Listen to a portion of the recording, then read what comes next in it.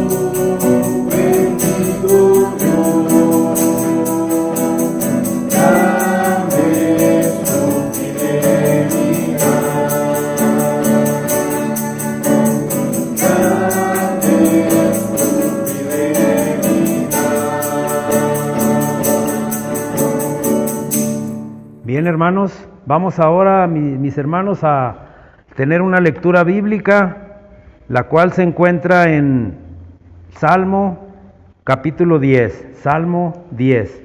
Vamos a leer todo el Salmo, hermanos. Yo le voy a dar lectura y les pido a los que gusten acompañarme que me sigan con su vista. Salmo 10. Vamos a iniciar, hermanos. Trae como título Plegaria pidiendo la destrucción de los malvados. Dice, ¿por qué estás lejos, oh Jehová, y te escondes en el tiempo de la tribulación?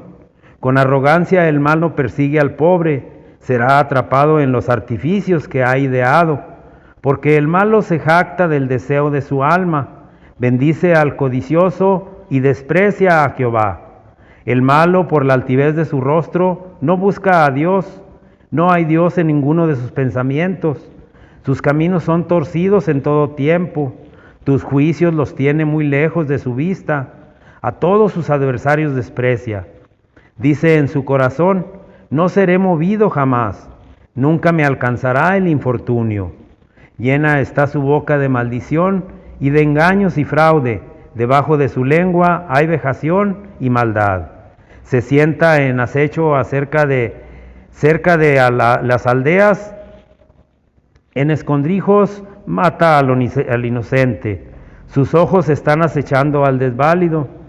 Acecha en oculto, como el león desde su cueva. Acecha para arrebatar al pobre. Arrebata al pobre, trayéndolo a su red.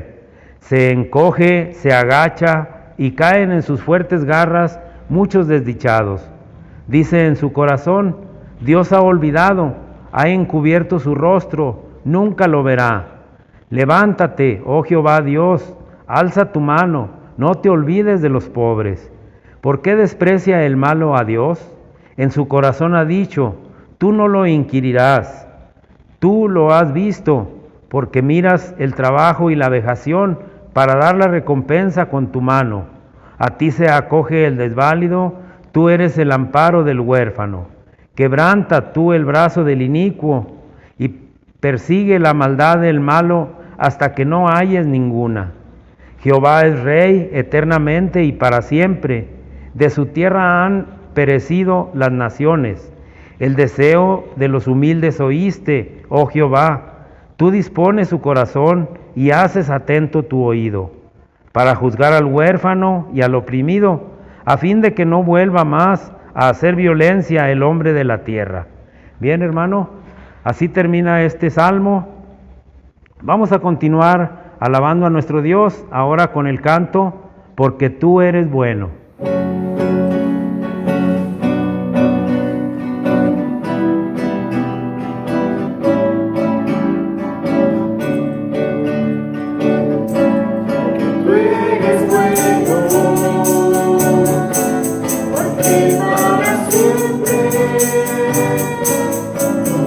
Misericordia.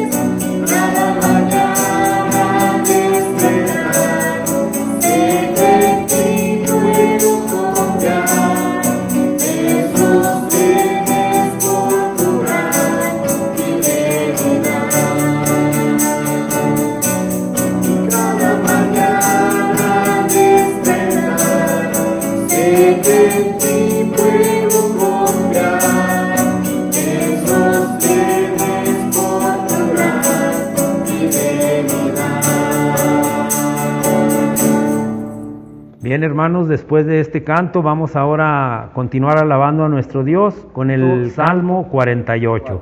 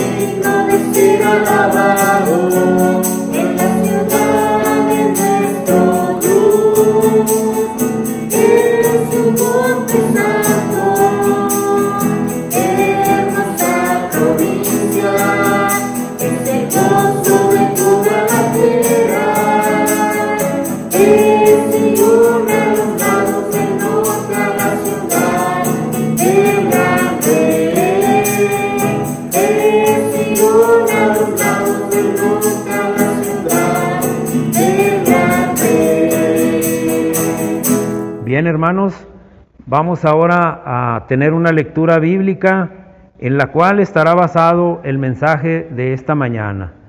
Se encuentra en el Evangelio de Marcos, en el capítulo 11, para leer los versículos del 12 al 19. Vamos a dar inicio a esta lectura y dice el versículo 11: Y entró Jesús en Jerusalén y en el templo, y habiendo mirado alrededor todas las cosas, como ya anochecía, se fue a Betania con los 12. Al día siguiente, cuando salieron de Betania, tuvo hambre, y viendo de lejos una higuera que tenía hojas, fue a ver si tal vez hallaba en ella algo. Pero cuando llegó a ella, nada halló sino hojas, pues no era tiempo de higos. Entonces Jesús dijo a la higuera: Nunca jamás coma nadie fruto de ti. Y lo oyeron sus discípulos. Vinieron pues a Jerusalén, y entrando Jesús en el templo, comenzó a echar fuera a los que vendían y compraban en el templo, y volcó las mesas de los cambistas y las sillas de los que vendían palomas. No consentía que nadie atravesase el templo llevando utensilio alguno. Y les enseñaba diciendo: ¿No está escrito: mi casa será llamada casa de oración para todas las naciones? Mas vosotros la habéis hecho cueva de ladrones. Y lo oyeron los escribas y los principales sacerdotes, y buscaban cómo matarle, porque le tenían miedo, por cuanto todo el pueblo estaba admirado de su doctrina. Pero al llegar la noche, Jesús salió de la ciudad. Amén. Ahí termina esta lectura, hermanos. Vamos ahora a escuchar el mensaje de nuestro Dios.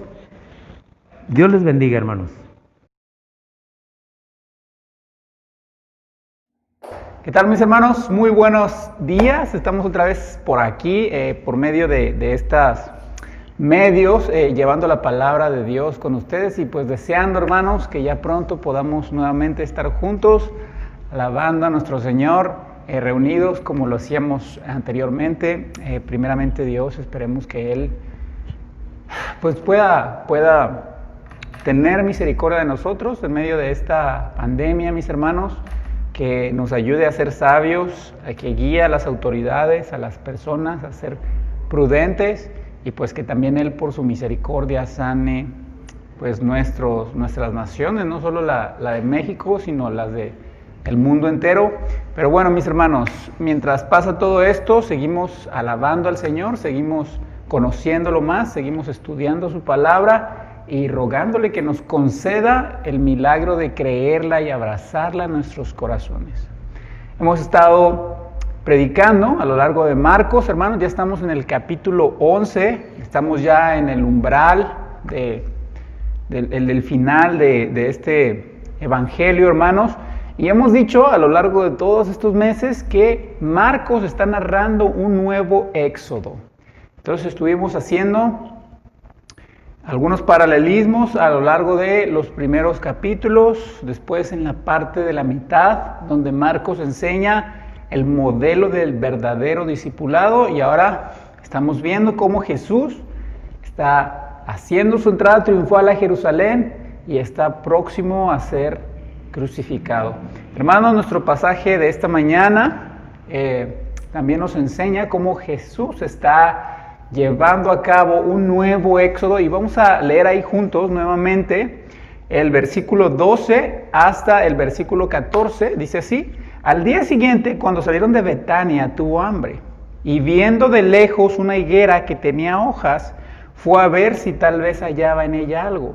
Pero cuando llegó a ella, nada halló sino hojas, pues no era tiempo de higos. Entonces Jesús dijo a la higuera: nunca más coma nadie fruto de ti. Y lo oyeron sus discípulos. Hermanos, este es un pasaje un poco sombrío, nos levanta muchas dudas acerca del carácter del Señor. Pero antes de entrarnos al pasaje en sí, yo quiero que notes el versículo 12. Dice ahí que al día siguiente, cuando salieron a Betania, él sintió hambre. Es importante notar este pequeño detalle, hermanos. Jesús sintió hambre. ¿Por qué es importante notarlo? Mira, cuando Jesús vino al mundo, encontró a Israel bajo el Imperio Romano. Los romanos conquistaron a los israelitas, a los judíos.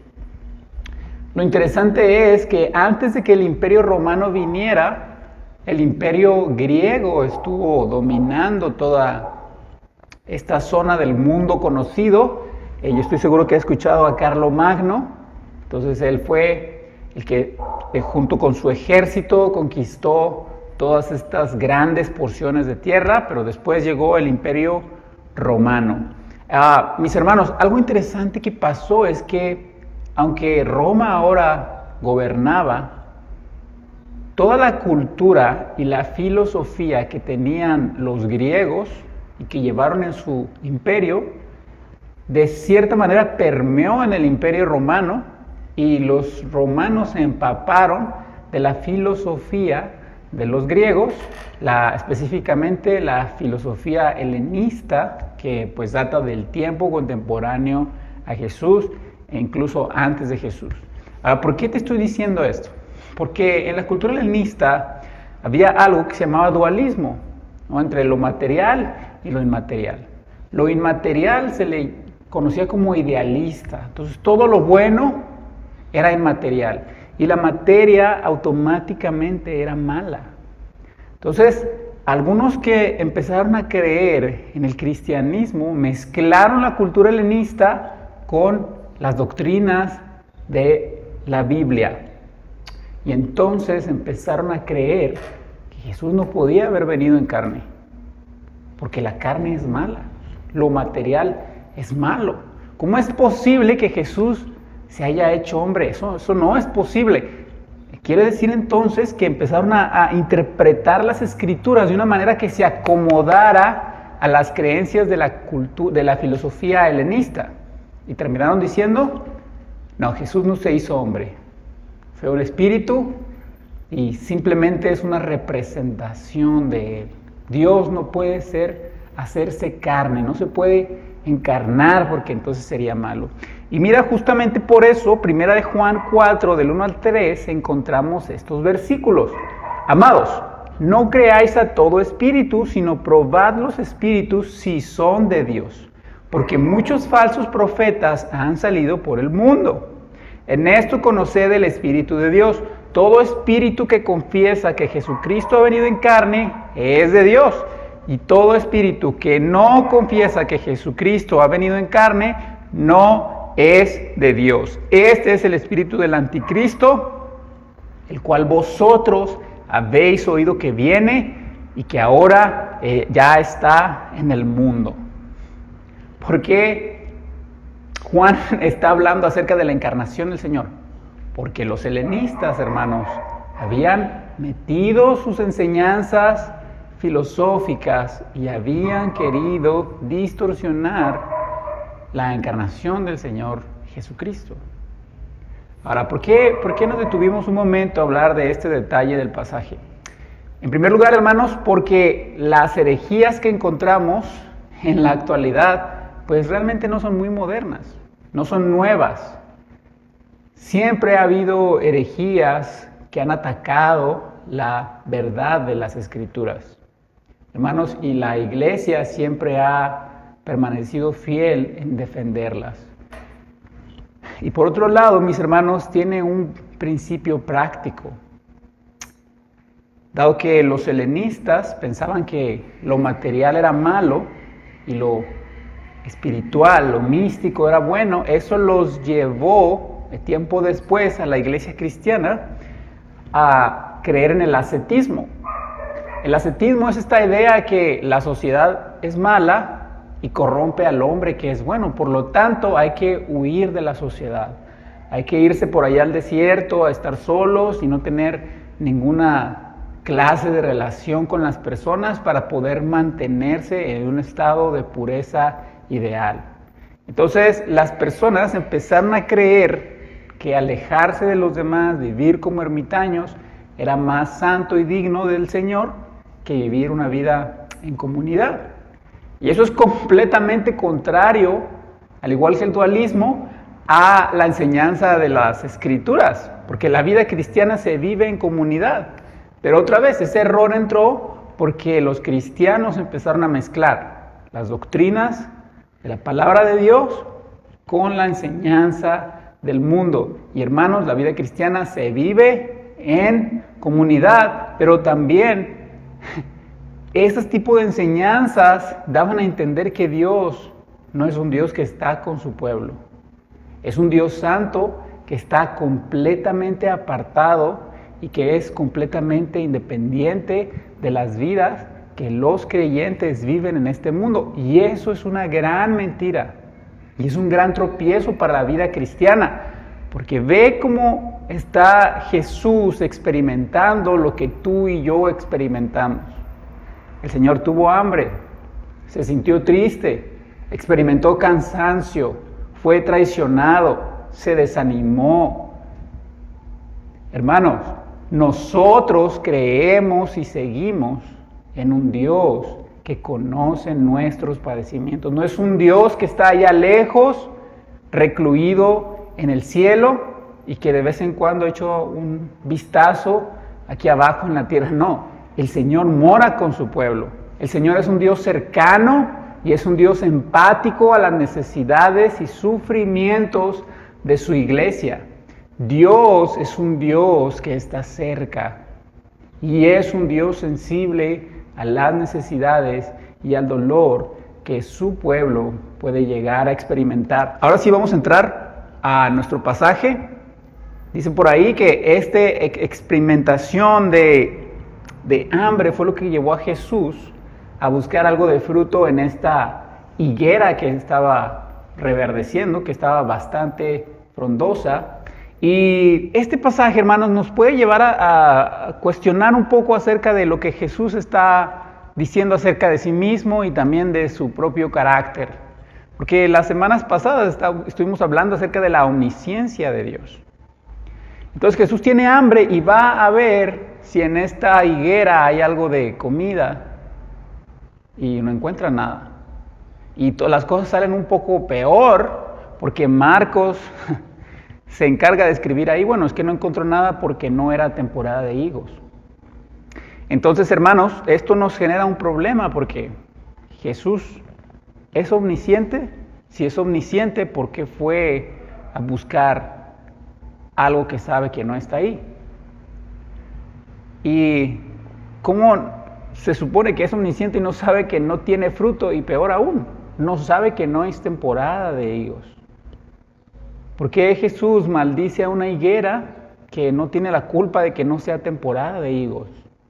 ¿Es acaso un Dios injusto, vengativo, malvado? Bueno, hermanos, la respuesta por qué Jesús está haciendo esto la encontramos en la última parte del versículo 14.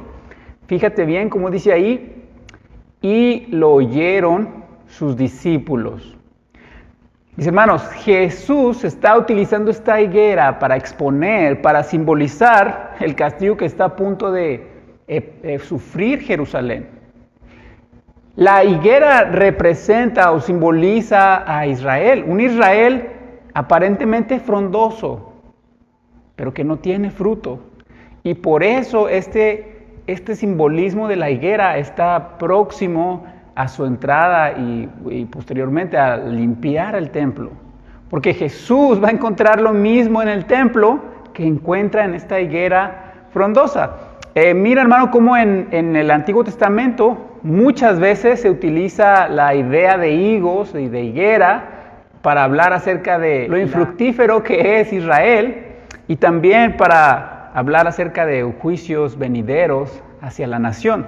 Vamos a ir a Jeremías 24, del 1 al 7, dice así: Después de haber transportado a Nabucodonosor, rey de Babilonia, a Jeconías, hijo de Joacín, rey de Judá, los príncipes de Judá y los artesanos y herreros de Jerusalén, y haberlos llevado a Babilonia, me mostró Jehová 2 cestas de higos puestas delante del templo de Jehová.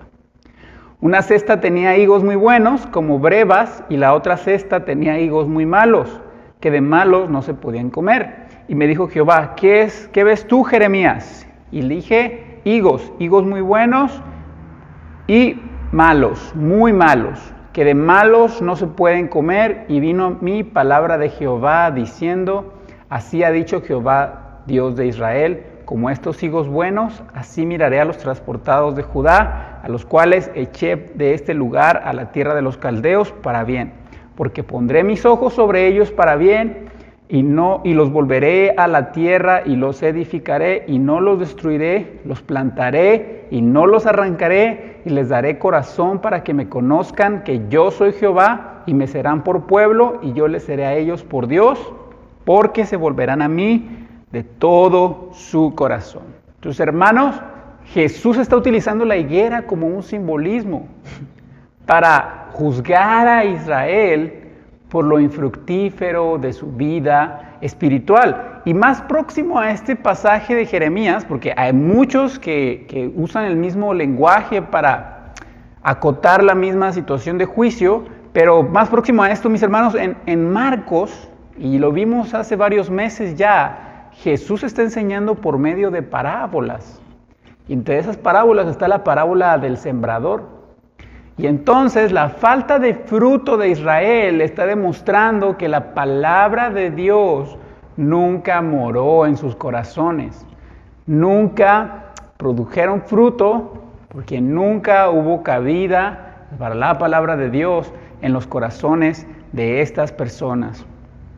Hermanos, por eso mismo vamos a leer lo que sigue del pasaje cuando ellos entran en el templo. Dice así, versículo 15, vinieron pues a Jerusalén, y entrando Jesús en el templo, comenzó a echar fuera los que vendían y compraban en el templo, y volcó las mesas de los cambistas y las sillas de los que vendían palomas, y no consentía que nadie atravesase el templo llevando utensilio alguno. Y les enseñaba diciendo, ¿no está escrito, mi casa será llamada casa de oración para todas las naciones? Mas vosotros la habéis hecho cueva de ladrones. Y oyeron los escribas y los principales sacerdotes y buscaban cómo matarle porque le tenían miedo, por cuanto todo el pueblo estaba admirado de su doctrina. Pero al llegar la noche, Jesús salió de la ciudad. Hermanos, ¿qué encontró Jesús en el templo? Lo mismo que encontró en la higuera. Encontró un templo lleno de personas, un templo con bastante actividad, había mucho movimiento ahí, pero no había nada de fruto. Había gente que había llegado porque los judíos venían a celebrar la Pascua y venían de muchas partes, no nada más los que estaban ahí en Jerusalén. Y cuando Jesús viene al templo, no encuentra personas que están buscando adorar a Dios con un corazón sincero. Buscan personas que están haciendo negocios, que están buscando darle al Señor lo más barato, lo más conveniente, pero no conforme a sus estatutos. Hermanos, peor aún, viene Jesús al templo y encuentra un pueblo que él había rescatado para sí y lo encuentra viviendo una vida religiosa, mecánica y externa, una vida vacía, sin una verdadera devoción a Él. Y hermanos, esto debería llevarnos a pensar acerca de nuestra propia iglesia local. Si Jesús visitara nuestra iglesia, si Jesús mira nuestra iglesia, ¿qué va a encontrar? ¿O qué encuentra el Señor? Una higuera frondosa pero sin fruto, quizá con un edificio grande, con unas bancas de madera bonitas, quizá mucha gente cantando, pero con familias destruidas, con un matrimonio que no refleja el amor del Señor, con un esposo que no puede amar y respetar a su esposa, con una esposa que no sabe someterse, con familias en crisis, con creyentes que no viven vidas íntegras y en obediencia al Señor. ¿Qué encontraría el Señor en nuestra iglesia, hermanos? ¿Un árbol que lleva frutos o una simple mata frondosa, pero que al final de cuentas no produce nada? Y mira lo que dice este escritor, Franz, dice así: un árbol con todas sus hojas en Pascua está ofreciendo una promesa que no puede cumplir. Eso mismo le ocurre a Israel. Al igual que Miqueas, hablando por Dios, describió decepcionado que no encontraba ni un higo tierno por el que me muero. Miqueas 7, versículo 1. Así que Jesús, en su visita inicial al templo, encontró todas las hojas, pero no encontró ningún fruto, hermanos. Tengamos cuidado, examinemos nuestros corazones. Estamos cayendo en el mismo error de hacer de nuestra vida cristiana una vida exterior, vacía, que se ve bonita a la luz de las personas, pero que en la intimidad de nuestros corazones no lleva a ningún tipo de fruto. Ahora, quiero que prestes atención a las palabras de Jesús cuando entra en el templo y empieza a hacer todo este desorden, porque Él les recuerda a los israelitas que están ahí. Y Él cita al Señor diciendo: ¿no recuerdan que mi casa será llamada casa de oración para todas las naciones? Ve la manera en la que Jesús está citando Isaías 56:7. Lo está citando de una manera en la que Él atribuye a sí mismo la casa que vino a limpiar.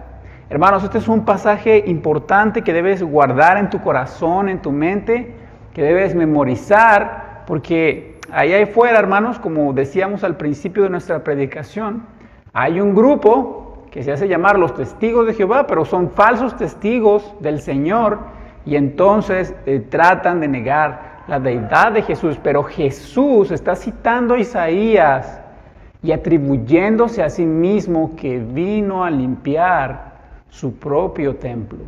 Vino a visitar al pueblo de su pacto y vino a purificar el lugar de su morada. Hermanos, pero no solo dice mi casa. Dice: mi casa será llamada casa de oración para todas las naciones. Es importante notar que no es que Jesús está rechazando a Israel porque vino a visitarlos y no encontró fruto. Hermanos, Israel terrenalmente no era el fin del Señor.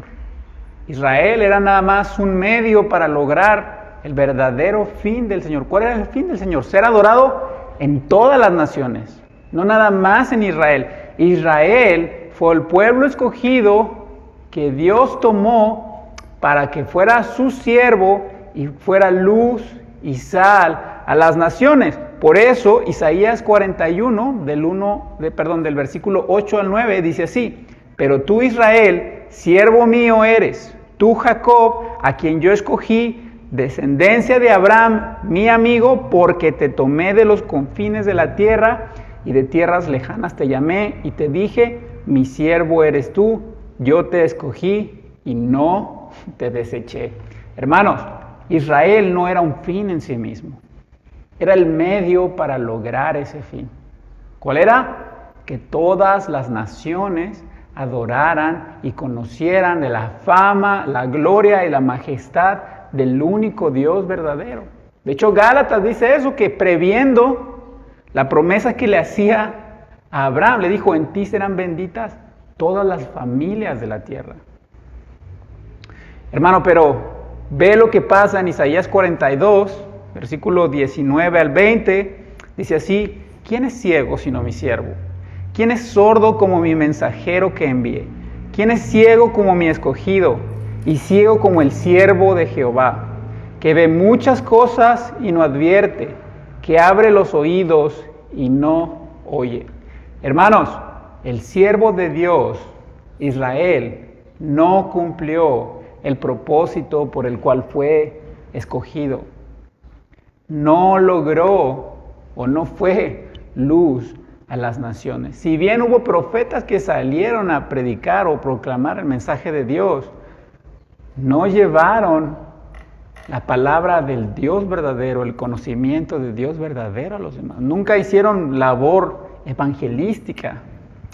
Sin embargo, hermanos, Jesús viene a ser luz del mundo. Él se llama a sí mismo la luz del mundo. Y nosotros hemos estado viendo en estas semanas que en Efesios se nos llama que somos hijos de luz y que somos luz en el Señor. Y en los evangelios Jesús también nos invita a que nuestra luz alumbre a los demás. ¿Por qué? Porque somos luz en el Señor. Eso es lo que Jesús está representando cuando escoge a 12 apóstoles. Si te fijas, hay 12 apóstoles y hay 12 tribus. No es una coincidencia nada más. Jesús escogió a 12 apóstoles porque estaba representando por medio de estos 12 que Jesús, así como en el Éxodo, reunió para sí un pueblo y lo sacó de la esclavitud, viene Jesús a morir para reunir un pueblo para sí, hermanos, un pueblo espiritual, para que sea luz a las naciones. ¿Y qué pasó con los 12 apóstoles? Bueno, uno lo traicionó, pero después otro tomó su lugar. Y los apóstoles del Señor, después de que Él ascendió, hermanos, empezaron a compartir el Evangelio. Salieron de Jerusalén, salieron de esa región de Medio Oriente y fueron martirizados, pero murieron llevando las buenas nuevas de salvación más allá de su tierra. Algunos murieron en la India, otros en otras partes de Asia. Incluso Pablo llevó el Evangelio a Europa, otros fueron más abajo, al sur, en África. Hermanos, Jesús viene porque es un Dios fiel a tomar para sí un pueblo, hermanos, y lo hace fructificar porque Él es la luz a las naciones y por lo tanto capacita a su pueblo para hacer luz a los demás. Hermanos, la evidencia más clara de que Israel era esta higuera sin frutos es que estas personas que, como vimos la semana pasada, estaban alegres recibiéndolo en su entrada triunfal, estaban admiradas de la doctrina con la que enseñaba, son los que días más tarde van a estar gritando enfurecidos, crucifícale. Sí, estaban ahí en el templo, estaban emocionados por celebrar esta fiesta de la Pascua, pero no amaban a Jesús. Tenían arraigadas ciertas costumbres de la religión judía. Había cosas en las que estaban de acuerdo con Dios, pero no amaban a Dios. Bueno, Israel no amaba a Dios como Jesús ama a Dios. Jesús vino a cumplir lo que Dios le mandó a Israel cumplir. Y hermanos, nosotros somos un pueblo que Jesús reúne en este nuevo éxodo, no para reemplazar a Israel, porque nosotros somos iguales a ellos. Fracasamos, somos infieles, somos pecadores, nos olvidamos del Señor, nuestra fe flaquea, pero Jesús viene a cumplir lo que Israel no pudo cumplir. Y hermanos, nos incluye en el verdadero Israel, en el Israel espiritual. Ahora quiero que veas la reacción de los escribas al ver a Jesús enseñando en el templo. Dice ahí que, y lo oyeron los escribas y los principales sacerdotes, y buscaban cómo matarle.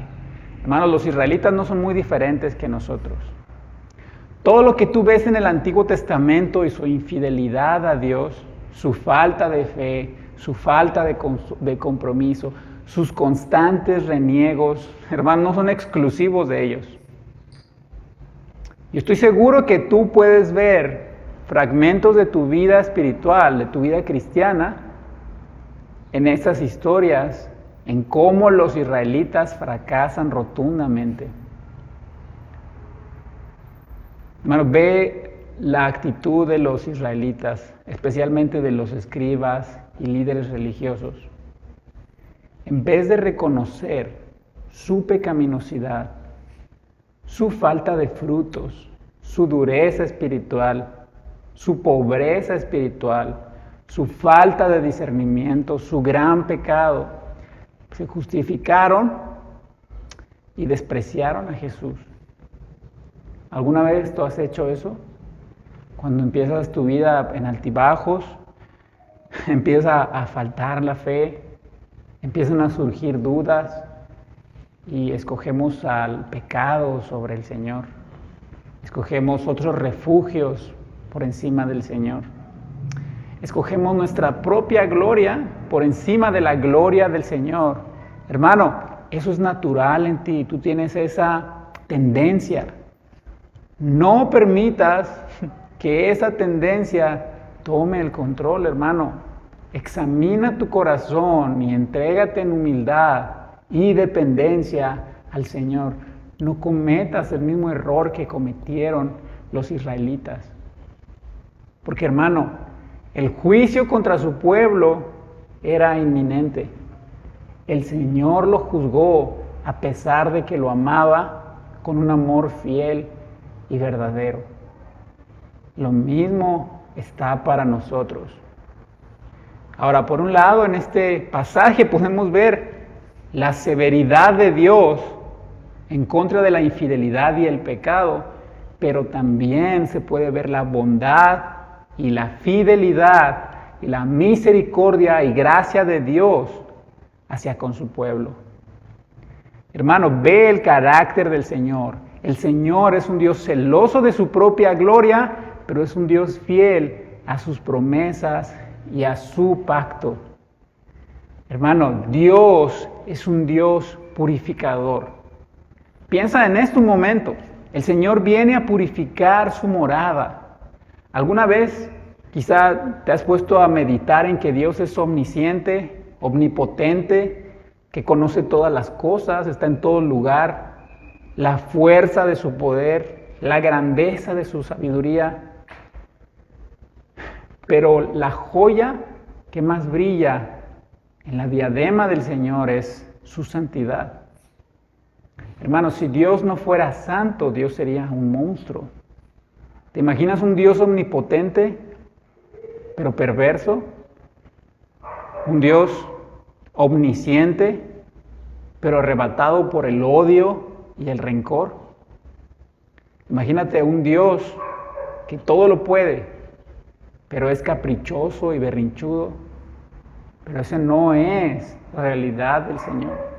Dios es un Dios santo, santo, santo. Esa es la cualidad más grande de todos sus atributos. Es el que brilla más, hermanos.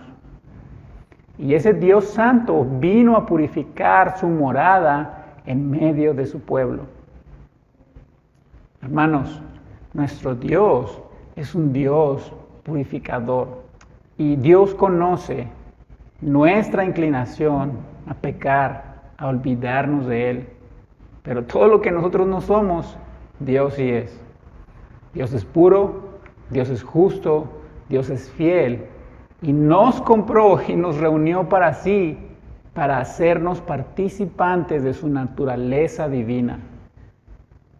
Hermano, nuestro Dios es un Dios purificador. ¿Estás flaqueando en tu fe? ¿Te está ganando el desánimo? ¿Has dejado de orar porque quizá te han invadido pensamientos de que no vale la pena? ¿Te sientes alejado del Señor? ¿Sientes indigno de ir a Él en oración? Hermano, Dios vino a purificar el templo porque es un Dios fiel que no se olvida de su pueblo, a pesar de toda la infidelidad de su pueblo. Y es un Dios que tiene el poder para purificar incluso lo más sucio. Siempre hay esperanza en el Señor. Siempre hay misericordia disponible para ti en el Señor. Así que te invito esta mañana, no hagas lo que hicieron los líderes religiosos. Necesitas ponerte a cuentas con Dios. Hermano, puedes venir con libre acceso y confianza al trono de su gracia. Él no desecha al corazón humilde. No hagas lo que hicieron los escribas y fariseos, que se endurecieron contra Él y quisieron justificar su pecado. Hermano, no va a resultar nada bueno de eso, pero el Señor te espera con su amor y con su misericordia y con su perdón purificador. Así que esta mañana tienes la oportunidad de ir al Dios del templo, que habita entre su pueblo, hermano, y que tiene la capacidad de limpiarte.